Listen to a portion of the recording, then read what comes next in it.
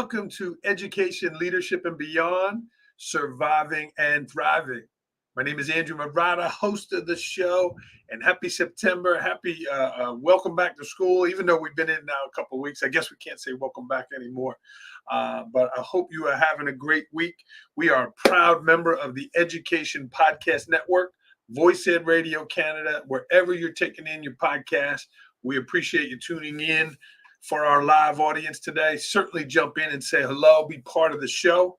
We are going to talk to from Lawrence County, the metropolis of Lawrence County, home of Louisa, Kentucky. Myram, I'm excited. We're going to meet Myram Brady. She's the Chief Academic Officer of Lawrence County Schools in Kentucky. She has spent her lifetime there. You talk about investment. You talk about someone who loves their school and community. I'm excited to talk to Myram. We met at the KASA conference years ago. She was at my sessions, and appreciate that, Myram, and certainly made a connection. So we're going to meet Myram in just a minute. But first, a word from our sponsor. If you've been with me for a while, you know that IXL is a sponsor of the program. If you're an educator, IXL is a great tool to use to get those quick results. They adjust to the kids' needs. Here's a word from IXL. Hey friends, Andrew Mavrata here, Surviving and Thriving. And I want to thank today's sponsor for the podcast, IXL.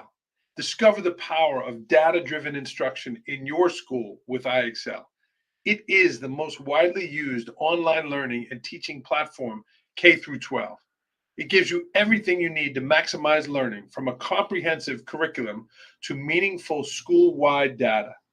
And IXL's diagnostic is research proven to be a strong predictor of performance on standardized assessments, including NWEA, MAPS, STAR, iLearn, just to name a few.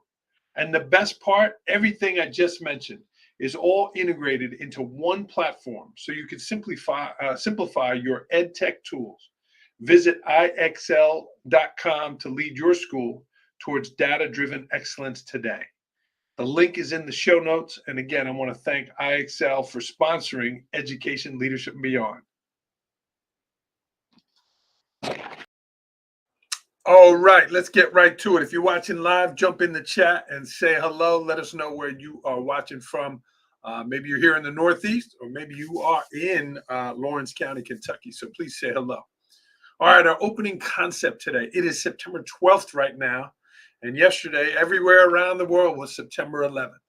And certainly for us Americans, we remember that day, we honor that day, and don't forget the memory of those who sacrificed, the memory of what happened, and how we can lead with compassion, how we can lead with courage, and how we can lead with kindness to make sure something like that never happens again. I want to acknowledge, again, all of those first responders who worked during that time, who died during that time, and who continued to work. But my message yesterday here in Port Jervis was, yes, those people were heroes, and we're blessed and grateful. They were heroes. But we each could be a hero in our community, right? You don't have to have a title to be a hero. It doesn't have to be the superintendent. It doesn't have to be the chief academic officer. We all have an opportunity to be a hero in our school communities, in our communities, by bringing our best selves, by bringing our gifts and talents, by being a kind person, by smiling, by volunteering, all of those types of things. So yesterday we honored all of our heroes, our firefighters, our first responders, police, so many. And it just reminded me and inspired me to be a hero where I can be, lead from where I am as an educator and a school leader here in Port Jervis. Enough of me talking. Let's bring in the star of the show from Lawrence County, Kentucky. She just ran there. This is my good friend. Hello, Myram Brady. Welcome to the podcast. Hello. Thank you for having me.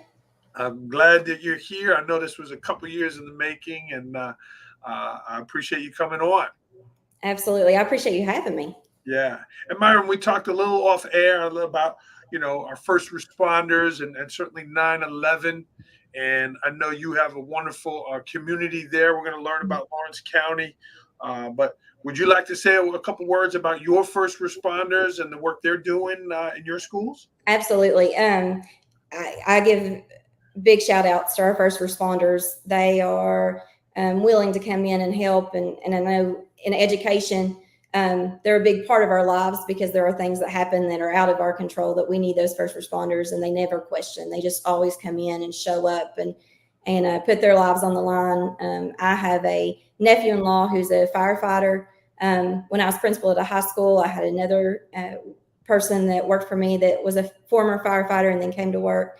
And we even actually started last year with the help of our former principal, a fire science pathway. So we have high school students now that work with he's a firefighter and a police officer. And he comes in for 4 hours a day and is doing this pathway of fire science so that our students can come and volunteer and be part of that. So I just think it's an amazing job, and it takes a lot of heart to do that. Yeah. And we honored them yesterday. We honor them today. We are grateful for them in our schools. But friends, this is Myram Brady, again, the Chief Academic Officer, Lawrence County Schools.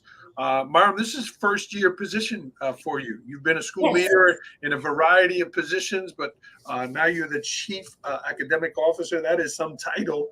How is it going for you? How are you enjoying the new position? It's great. It's different. I would say that when I came in July 1st, it was definitely surviving, not thriving. And still a little bit. I'm also district assessment coordinator with that title. So it's a lot of learning. It's a lot of training right now, but I'm really excited to get out into all the schools. There's 6 schools in our district, 1 high school. And I'm really excited to start going into our district, into schools and working with it. So it's exciting. It's a lot to learn, but I think sometimes you need to change. You need to change and you need to grow a little bit and try to help out in other ways. So it's good. Yeah. Well, again, talking about change and changing positions and growing, was there any hesitation on your part? Was there any sort of like, oh, do I want to take this next step coming out of the building? You were the principal for 2 years and the assistant principal for 6 years before that. Mm-hmm. Any hesitation before accepting the position? Oh, yes. A lot of hesitation. I actually went to school to do this job. I had a calling for it really early. I had worked as a district head lead for math. And so I knew that this was the job I wanted. I didn't think it would come open as soon as it did, but our superintendent became the commissioner of Kentucky schools. And so our chief academic officer applied to be that. And so it opened up this job a little sooner than I thought. And I don't know how many high school principals can say this, but I absolutely loved being the high school principal. I loved it. I loved the change I could see in the kids and being part of that.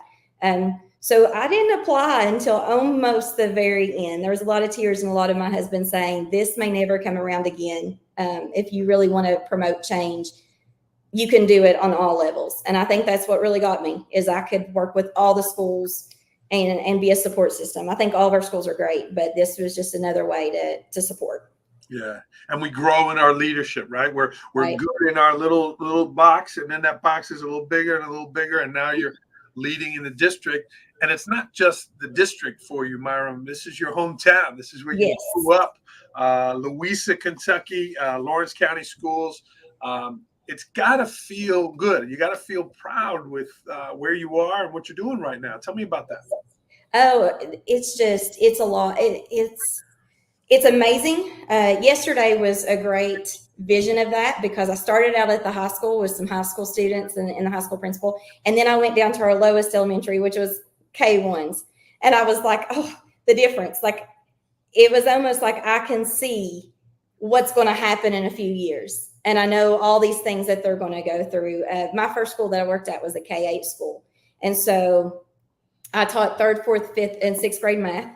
But I also taught K8 special ed there for a while. So I got to see that change elementary to middle. So when I went to the high school and got to see them become adults and grow into their roles and being a part of the community, and then that community piece with it. I'm part of Rotary here, and I work with a lot of the business leaders, and I do a lot of the things, and they just want so badly to work with the schools and help the kids. And that's just, we're a small community, and it's just so great that we have that. And I also love, I have friends from South Carolina that come in all the time, and he's always saying, we can't go anywhere. Like, everybody knows everybody. Everybody's waving at everybody. Everybody knows what's going on. And sometimes that's good. Sometimes that's bad.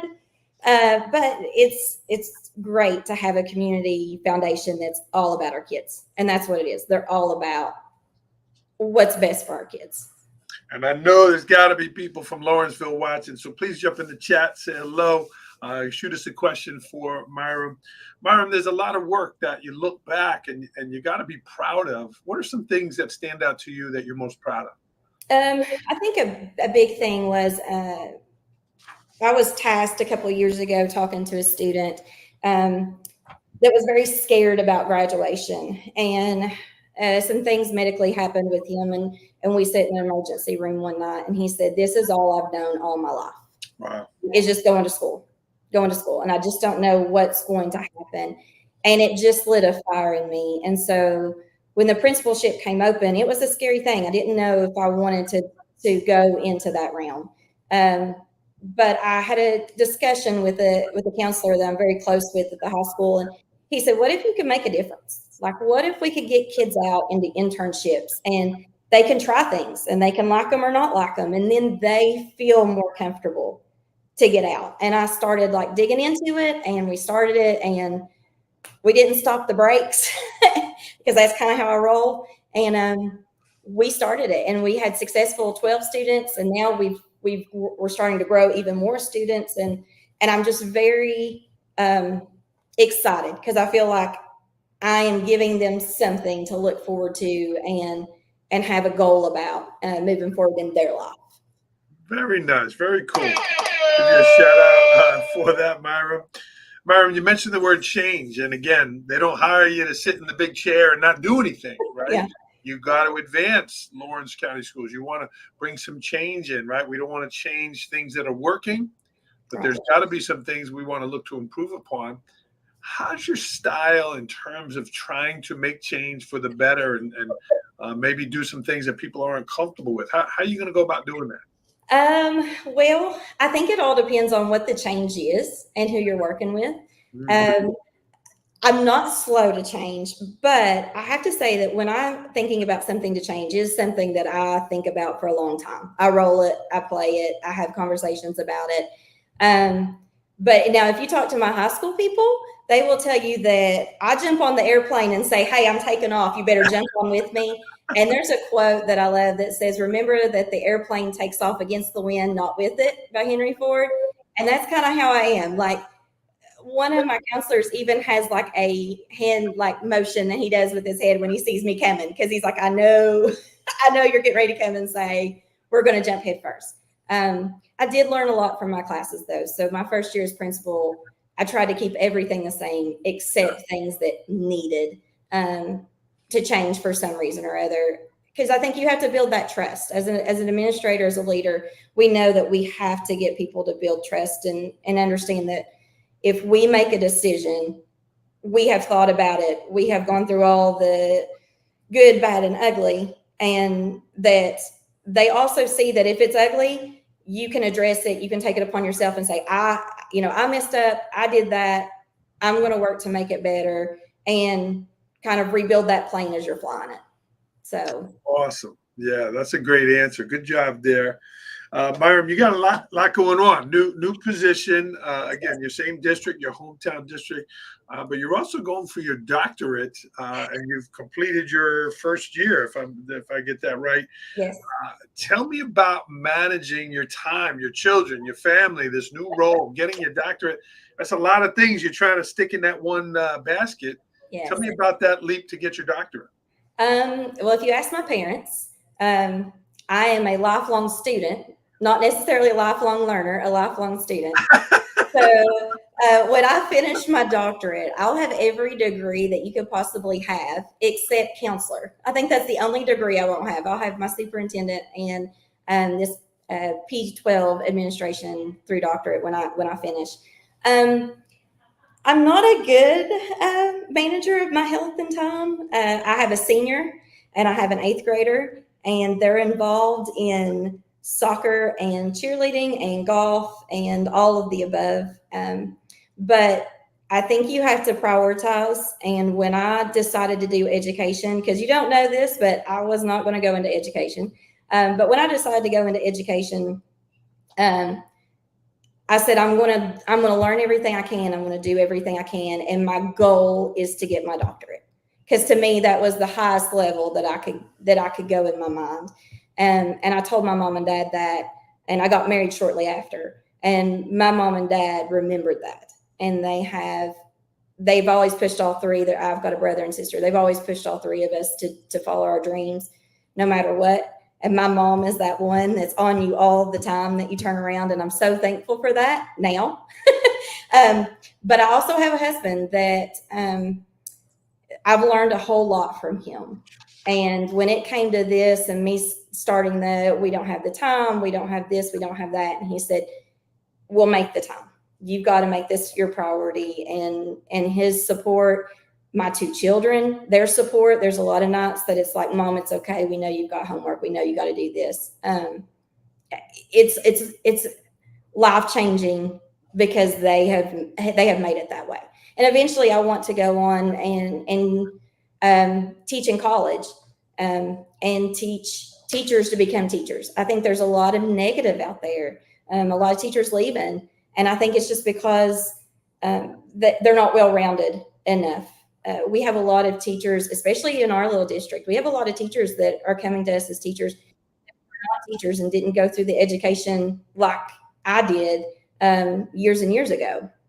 And so they get in there and it's not exactly what they thought it was going to be. Mm-hmm. So there's this negative thought on it, and I want it to be positive. And so even at the high school level, once again, I was like, okay, we've got to start a Grow Your Own. We got to start an education program. So I talked to Morehead State, who's in the education program, the doctorate that I'm in right now, and really worked with the dean, and she helped me to kind of start this program. We've got kids working out in the elementary schools and preschools and really seeing everything. And I want them to see everything. I want them to see it from the principal level, the counselor level. I have so many people that I've worked with that were like, I really wanted to be a counselor until I was a counselor. I really wanted to be a principal until I was a principal. And I think if you see that going into it, you know what you want to be, or you at least have your eyes open. So that's my goal, is to help others have their eyes open to really focus in on that. Awesome. Grow Your Own. I love it. Getting those high school kids, or as you say, high school kids, working with the little ones is awesome. That's great. And continue to chase it and continue to do it. Myram, specifically though, with the doctorate, I know there's a lot of educators who watch the podcast. Maybe it's a teacher, principal. When do you do the work? Are you up at 5 and from 5 to 6 every morning you're doing it? Are you doing it every Tuesday and Thursday from 8 to 10? When are you doing the work? I do a lot of my work on Sunday after church. So it's due Sunday night. One thing you have to know about me is I am a procrastinator. I like to work under pressure. I don't like to go back and look at it 10,000 times. All the reading, there's a lot of reading. There's a lot of research. So I do a lot of that work during the week. I'm very thankful because I'm doing the administration part of it, that it's a lot of what my job is. So usually in the evenings, I'll read my chapters I need to read. And then I'll go to a soccer game, or I'll go to whatever my kids are doing that evening. And then that evening, after everybody goes to sleep, I'll pull something out and I'll read a little bit more, do a little bit more. But all my papers I try to write on Sundays after church dinner with my parents and my family. And I try to I have put my family on the back burner a lot. School came first, and I was just a live or die at school. They used to joke all the time at the high school that they didn't worry about me because the nursing room had beds I could sleep in. And we had a culinary, so I could go cook my own food. And I just basically lived at the school. So I'm trying to be more understanding that I have a boy that's getting ready to graduate, and I've got a girl that's getting ready to go to high school, and I need that time with my family. And I think that we were having a little time with my family the last time that me and you had a conversation, because you seem to say you travel an awful lot now. That's right. You were going. That's right. You were going with somebody. If you're watching the show, jump in. Some questions, some advice, some positivity. This is Myram Brady from Lawrenceville, Kentucky. If I'm looking at the state, where is Lawrenceville? Where's Lawrence County? Lawrence County is up in the corner of the state. We're in Eastern. So we actually are in the tri-state area. We connect with West Virginia and Ohio. Right where I live, our town is on the map. We've been on Jeopardy. We have the only bridge that connects two towns, two cities, two states, because we connect with West Virginia. You turn right in the middle to go to you. There's a right turn in the middle of it. And it connects two rivers. Two rivers come together right there. So we live right there. We're probably about, I could probably make it to Marshall University. A lot of people know Marshall. They know the story and the movie and stuff. I could probably make it there in about 35, 40 minutes. Okay. So we're right there in that area, right in between Ashland and Pikeville. Beautiful, beautiful. Myram, you shared a lot of passions today, things that you're passionate about, your family, certainly praying on Sunday for your doctorate, working through that. But you have a hobby here, a little bit of a business. You do weddings and wedding cakes also. Yes. I mean, that's incredible. What are some comparisons? Because I've used the comparison of a wedding, trying to run a school too, with all the moving parts. Yes. What are some comparisons that you see in the wedding business and education? Can you make anything relatable in there? Oh yeah. Of course, as a wedding planner, you got to have a vision, because a lot of times that bride or that family, this is their first one. They don't know all the ins and outs. And that's the same with the school. Like a school, you have to have a vision. And sometimes the teachers may not see that vision. So you have to lay it all out and show them. You have to work with a lot of vendors and weddings and make a lot of contracts and make a lot of different things. And as a principal, you have to coordinate with the staff and the district office. And as in a chief academic role, you have to coordinate with all the principals and the schools and the sites and different things like that. Wedding planning, like when I went through and got my degree, I'm everything from knowing the size of the ring to go hunt with the groom to be, to proposing, to the wedding planning, to the honeymoon. It was the whole kit and caboodle. So you have to make budgets and those decisions, and everybody knows in education about budgeting and trying to figure out the best way to get the most bang out of your buck, because you don't have a lot, to do. And then the biggest one is the unexpected issues, the rain that happens on that day, the things that don't show up, that's supposed to show up on time. And as principals, as district office, as teachers, we live that daily. You make a plan for a plan for a plan, and still none of those plans may work out. And you have to, set and as we say, step back and punt and figure out what you're going to do next and make it look good. Yeah. So I think there's a lot of correlation there. And I just like the go.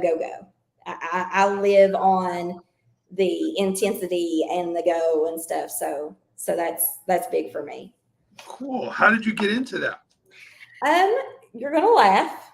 When I graduated high school, the wedding planner came out, and my mom is a nurse. She's a retired nurse of 38 years. Wow. And she learned how to decorate cakes, and she thought it would be a great thing. I was the only child that didn't go away to college. I stayed home and worked jobs and worked in the schools and stuff like that. And she thought it'd be a great thing for us to do. And there's a lot of times we'd decorate stuff for church outings, those kind of things. And we were watching that movie one night, and she said, I just really think that you would like that. And I did. And I went through class, and that's kind of how my mom is. Like, she puts that idea in your head, and then you start it. But I just loved it. And I think the big thing is it's an important day to somebody. And if you can take the pressure off an important day and make it memorable and something for them, then it's worth it. And that's the way I feel in education. It's an important thing. And if you can make it memorable for a kid or help a teacher, or, I am huge. If you talk to anybody in my district, I started a thing last year called confetti moments. I never had a bad day. I had a decent day. I had a pretty decent day. But I feel like you only have one, maybe or two bad moments in a day. But you always got to find that confetti in your day, that moment that blows all that other stuff out of the water. So if I can give people a confetti day, even if I have to take more stress on myself, like that makes it worth it. I give some confetti to that. Myram, that is awesome and great job comparing all that stuff with a wedding, kind of to school about working with people, the plan B, the plan C. That was really well done. Myram, you heard that the show is sponsored by IXL. I know you used it and you've had a good experience with it. Tell me your experience with IXL and how do you see that it helps kids? So I started IXL when I was back in teaching. We use MAP, we use NWA, which most places do. And I wanted to do a lot of instructional strategies with my students, and I wanted to do a lot of groupings and different things like that. And IXL was a great way for me to feel comfortable when my students weren't directly with me working, to work on that differentiated instruction that I knew that they needed. And it was great. It correlated to my scores. It helped students grow. They enjoyed it. You know, you get a lot of programs that kids just don't enjoy. You know, they look great. People make them sound great when they sell them to you, but the kids just hate it. And they just sit there and you know that. But it was one of those programs that they loved. And then when I became a high school principal, we utilized it in the high school, English and math. But my special education teachers came to me a lot and just said what a great supplement it was and a help and a resource for them. And I find too that sometimes when we get those teachers that are new to education, that didn't kind of come the normal way that we think into that education world, it's a great resource for them to provide them support. So I think it's just a great opportunity to provide support and help students to grow and learn and differentiate along the way. Great answer there. IXL, their link is in the show notes. If you're not familiar with them, definitely check them out. Myram, I could hear you say the word high school all day long. I love it. High school. That Southern accent, I love it. Perfect. Myram, anything that we didn't talk about today that you wanted to say or a message that you wanted to get out there? I think that it's just one of these things that we have to realize and get out there, that we have to grow together. We have to be strong together, and that we have to get out to the parents that teachers are getting a really bad rap and teachers are leaving, and that's scary. It's scary that they're leaving the profession or they don't feel supported. And I think that the more that we support and get together and grow, the better that we'll have that foundation and the better that we'll be. That's one thing that we work a lot with. We have a target, we call it Target, where me and several other teachers that have been teachers for a long time, veteran teachers, get together and work with our first year and second year teachers. Nice. And we have meetings, certain times of the year, and we develop things and answer questions, and we're their support, and we check in with them weekly. And I think that's strong. And I think coming into this role, looking back at what they did, we would have turnover a lot. Some districts just can't afford to pay as much as other districts. And we would have a lot of turnover because two other districts are fairly close to us. And this year we looked at it and we only have 3 new teachers in our district. So, I mean, it's huge. And I think that it's because they don't feel overwhelmed or under supported or anything. And I feel like we need to get that out. I'm also a member of KWEL, which is Kentucky Women in Leadership. And it's great. And it's part of CASA. It's a whole process. But what I love about it is we support each other. And it's chief academic officers, it's superintendents, it's teachers, it's principals, it's a whole realm of, it's DPPs, it's federal program directors, it's different people. But we come together and we talk to each other and what's going great in your district? Okay, well, that's great. How can that look in my district? And I think that's powerful, because even though it's just women, and men kind of have their own thing, it's powerful to us to know that other people are going through what we're going through, and we can help. And I think that's huge. And I think if we don't get ahead of it, we're going to lose a lot of students, and we're going to lose a lot that we need to be in school. We need to be in school, and we need to keep eyes on our students and make sure everything's good. Awesome. Great answer there. And I appreciate you shouting out KASA Executive Director Rhonda, Kathy Fields, Yes. Dave Bolin, their team there. What a great organization. Yes. And kudos to you for being part of KWEL and that movement and the work they're doing. They really are a great group. We'll give them a shout out today also. Myram, we're coming up on the end of the program. I told you it goes fast. It does go fast. But you've been to my sessions. We've spent some time together, surviving and thriving. I'm going to take that word "and" out. And now I got a blank there. Surviving, blank, thriving.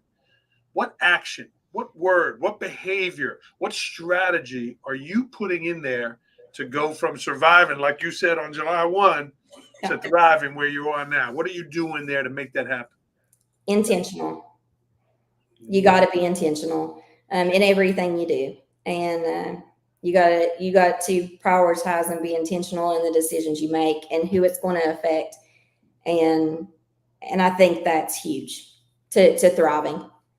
Awesome. Great answer there. I'm working on another book, Myram, so I might be coming to you to write that excerpt for me. Absolutely. Absolutely. Get that doctorate first, though. I know you got a lot of work on your plate. So, Myram, let's get to rapid fire. I know you got activities tonight. These are quick moving things, quick answers. Are you ready? I hope so. Here we go. Last book you read? Two, actually, at the same time. So Principle to Principle by Rocky Wallace, and then The Principle Surviving and Thriving, 125 Points of Wisdom, which I read with my principals in our principal retreat.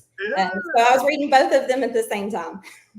Nice. Look at you. You did a great job with that, too, that programming, all while getting your doctorate there. Last movie you saw? Unbreakable, the Western States 100. My husband is a runner, and I told him, I said, in a lot of his podcasts, he asks about your last movie. And I said, we don't watch movies because we're all the time at a sports event or something. But in the evenings, my husband will turn on YouTube and we'll watch a movie on running somewhere.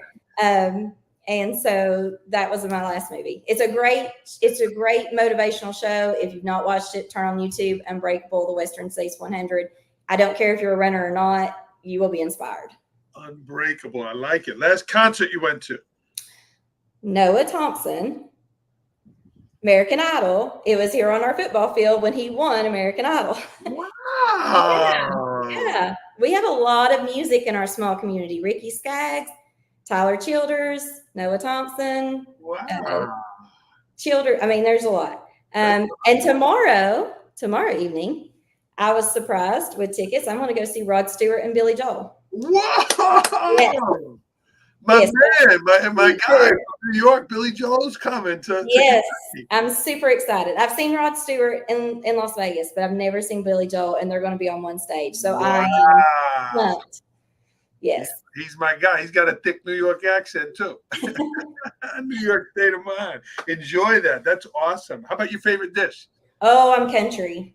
Fried potatoes, cornbread, some kind of meat, bacon, kielbasa, a good old fresh tomato, and cooked cabbage or something on the side. See those Sunday dinners. I love it. That's right. Always have to have fried potatoes on Sunday dinners. Beautiful. Favorite place to travel? Greenville, South Carolina. If I ever leave Louisa, Kentucky, I think me and my husband will go there. It's beautiful. With Sonoma, California being a close second. We went there for him to run, and that was just mind-blowing. Beautiful place. That's East Carolina, is that in Greenville? I don't know. Yeah. In South Carolina, I can tell you that. Yeah. Okay. You mentioned some singing. Who's your favorite singer? Gosh, I have a lot. I have a mixed collection. I listen to a lot of music. Probably my 2 is Rod Stewart. Okay, so He you're just gonna has have a great time tomorrow night. fast. I listen to a lot of him. Yeah. If you were gonna sing a karaoke song, what's your song? Don't Stop Believing with my daughter. We Wow. have our own parts and we sing it all the time. I know Kentuckians are passionate about their sports. Who is your sports team? Oh, goodness. Well, UK. Sorry, Louisville, not Louisville. My dad would kill me if I said Louisville. UK for basketball. Big Cincinnati Reds fans. And of course, again, that's my dad. But for me and my family, we're soccer people, which we didn't have soccer when I was growing up here. But FC Kentucky or FC Cincinnati is the soccer that we love. So if I had a choice of where I went, it would be FC Cincinnati. Oh, very cool. Nice to hear that. We're soccer people too. My daughter's into that. Very cool. You mentioned a lot of passions. What's a pet peeve of yours? Well, my family could tell you. Chewing with your mouth open. I can even throw a look and my people will apologize. I think the other that is a pet peeve. But another pet peeve of mine is people that throw politics and I don't want to say protocol because protocol is important, but you got to put the child first. And I think we sometimes get so wrapped up in contracts and the way things need to be and the way things that we forget that the child needs to go first. And that's just a huge pet peeve. Like it's got to, if you doing what's best for the child first, everything else will work out. So it's a huge pet peeve of mine. Beautiful answer there. At 8 a.m. on Saturday morning, I feel fill in the blank. Blessed. And then also scared to death at what event I'm supposed to be at that I'm late for. There you go. There you go. Where are we supposed to be? Like 8 a.m. this Saturday morning, I'll be coming home from a concert, but originally I'd be taking my daughter to do an 18-hole golf tournament. So where am I supposed to be on any given Saturday? You'll be skipping to Rod Stewart at that golf course. You'll be singing your. What's one thing you're curious about? I'm curious about what the world and jobs are going to look like when my kids are older. AI is just huge. My son, through internships, made a huge change. He came to me at the beginning of the year and he's like, Mom, I know I was going to be a dentist. That's what I was going to do. But he has an internship with IT. He's one of the IT students for the district, and he goes to all the schools and does stuff with IT and helps the teachers. And he's like, that's what I want to do. And I just think all the time, like, what is work going to look like for him? And our kids, IT or AI is just growing so much. And we are preparing kids as much as we can. But what's it really going to look like? Because I'm sure that when I was little, my mom had no idea all the stuff that was going to be available, nor did the teachers or the principals that I had. So I'm curious about that. Yeah, 100%. Great answer there. Is there something about Myram Brady that people do not know about? I'm writing a book. Ooh, you have a title? Yes. Leading Through the Shadows. Navigating through the complexities of educational leadership. Beautiful. I love it. And now you draw me back. We're supposed to connect on that, right? Yes. All right. Well, we will do that. Congratulations. You got a lot going on. Just a little bit. She likes the action, she said. She likes the energy. That's right. Who needs sleep? Nobody needs sleep. Life is short, right? Sleep That's quick. right. Life is short. Wow. Well, this was Myram Brady, friends. Again, coming to you from Kentucky, Chief Academic Officer, Lawrence County Schools, her hometown, her whole life.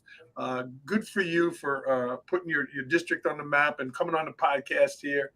This was a lot of fun, Myram. Yes. Very shy people here, though, from your hometown. Nobody wanted to be brave and jump in the chat. So maybe they'll do it afterwards and put some comments in there. Myram, if people are not from your hometown and they wanted to learn more about you, the work you're doing at Lawrence County, how can they get in touch with you? Absolutely. So you can email me, myram.brady@lawrence.kyschools.us. I'm also on Instagram, MyramBB. I am on X at Myram82. And then I'm on Facebook at Myram Brady. And she will get back to you. She Yes. is a connector there. She will do that. Myram, I love quotes. You want to end us with a quote? Yes. So it's a little bit adapted from probably what it should be, but I heard it and I've kind of added to it. But courage isn't the absence of fear, it's the presence of fear, but the will to make the difference. And you are doing that in a lot of ways, Myram. Congratulations on all the great things happening. The position, you're getting your doctorate, your family, Sunday church, and all of that. So good job. Thank you so much. All right, we are going to sign off here. Again, check out what they're doing. Lawrence County Schools, Louisa, Kentucky. That's right, Louisa, Kentucky. Put us on the map. Go Reds. Go Reds. This is Myram Brady, everyone. Thanks for tuning in. Again, thanks for all of our first responders, not only on 9/11, but the day after and the whole year. We appreciate you. Thanks for keeping our schools safe, and certainly a shout out to you. If I can help you in any way, I am at Andrew Murata 21 on X. Leave us a positive review for the podcast, and certainly leave Myram a positive comment. Myram, if I can say one thing before we leave, if you're struggling with anything, go to his books, go to his podcast, go to things. There's so many times I've turned stuff on and made my husband sit through it, and when we get finished, he's like, wow, that's really good. He just took a management position too, and we'll call and talk about things. So you're a great resource, and I appreciate all the growth you've helped me do along the way. So we're surviving and thriving, Myram. We're surviving and thriving. I appreciate that. All right, you stay on the line. Thanks for tuning in, friends, and continue to bring your best self in and out of your school communities. Myram, thanks so much. Thank you. Bye-bye.